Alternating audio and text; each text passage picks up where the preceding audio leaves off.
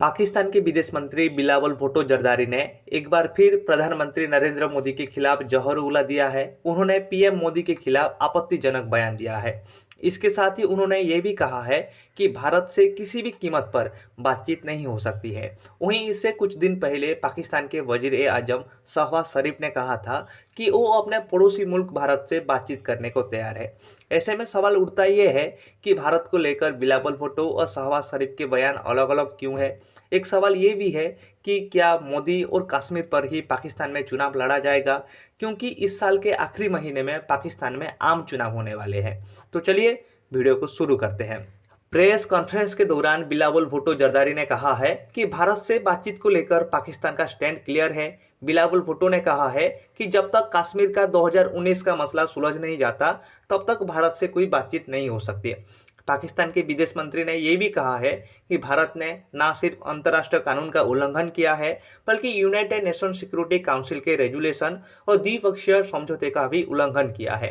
इसलिए भारत से बातचीत करने का कोई मतलब ही नहीं है। बिलावल भुट्टो ने यह भी कहा है कि वो प्रधानमंत्री मोदी से कुछ एक्सेप्ट नहीं करते। पीएम मोदी ना तो अटल बिहारी वाजपेयी हो सकते हैं और ना ही मनमोहन सिंह हो सकते हैं। वो इन दोनों से बिल्कुल अलग है। आपको बता दें कि इस साल के आखिरी महीने में पाकिस्तान में आम चुनाव होने वाला है। दोनों नेताओं के बयान से तो यही समझा जा रहा है कि पाकिस्तान में आगामी होने वाला आम चुनाव मोदी और कश्मीर पर ही लड़ा जाएगा।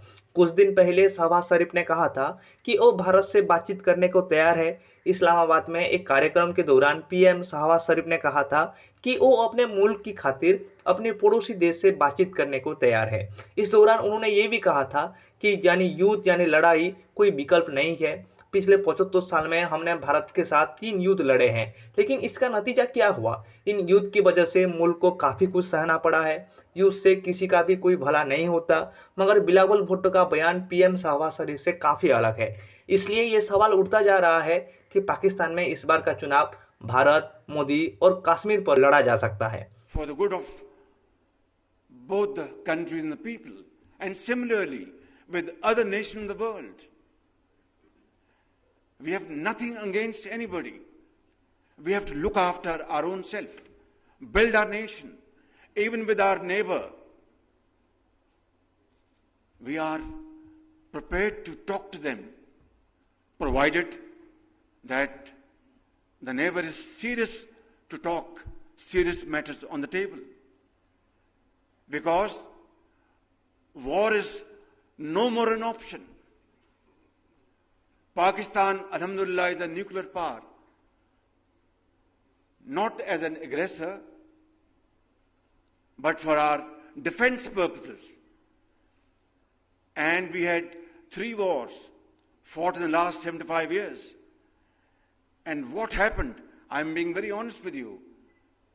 It generated more poverty, unemployment, and lack of resources to finance education, health, and well-being of the people. So is this the way that we have to adopt? Or to have war of economic competition? Because God forbid, if there's any nuclear flashpoint, who will live to tell what happened? So that is not an option.